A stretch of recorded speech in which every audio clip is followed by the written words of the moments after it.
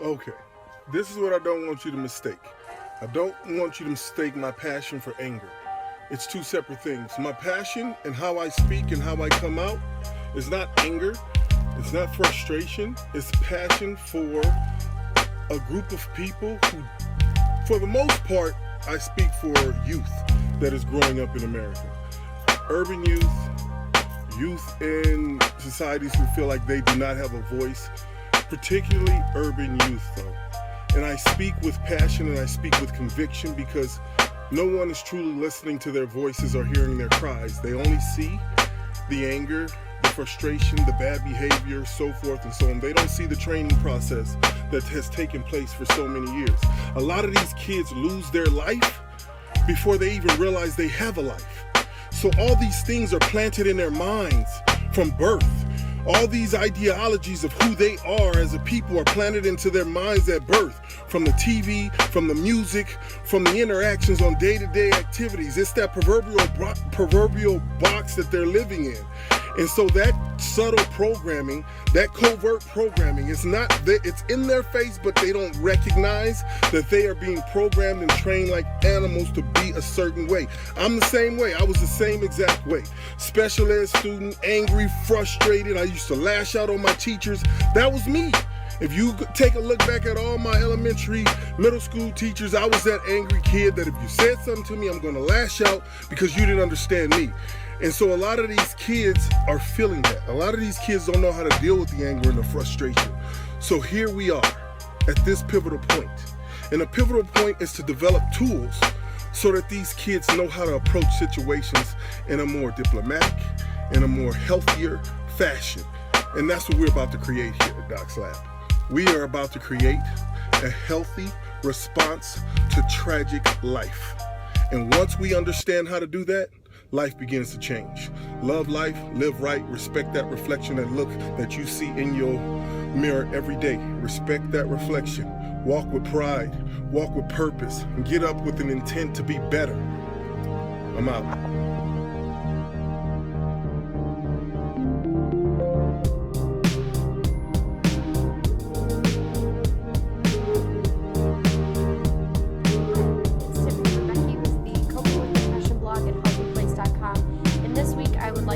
To you about the very unglamorous and very real complication that I'm having with my experience with depression. I have felt the gamut of sad feelings. I've had, the blues, feeling low, feeling empty, wanting to withdraw from people, not feeling connected to anybody.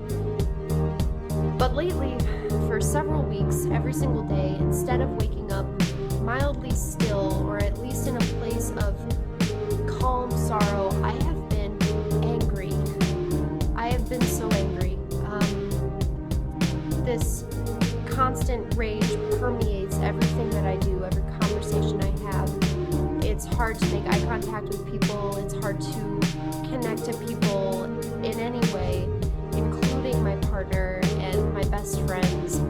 I am completely indifferent about everything, which one of the first things you might realize about me is that I am not indifferent ever. I care too much, and I put myself into as many things as I possibly can with gusto.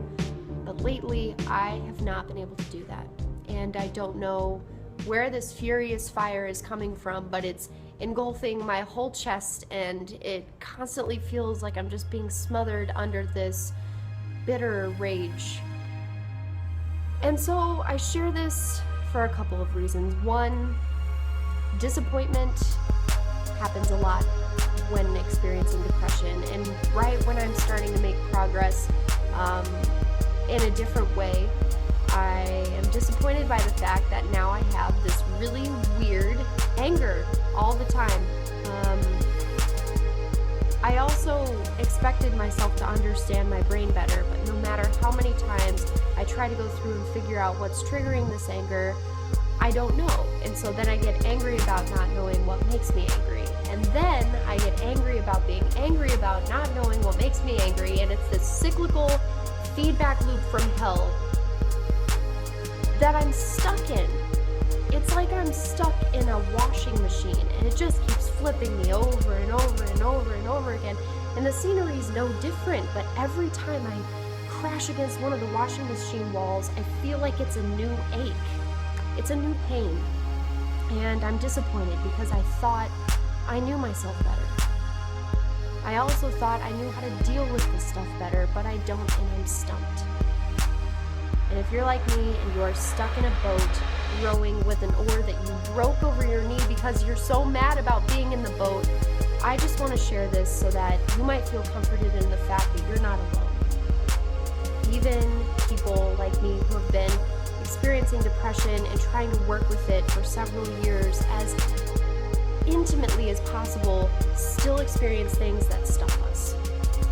And so whether it's being sad, not feeling like you want to live, not knowing what you want to eat because you can't make yourself eat, or being crazy angry all the time, I just want you to know that you're not alone at all.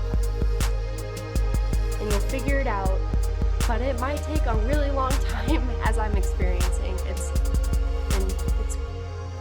tough, but I think we're going to be okay.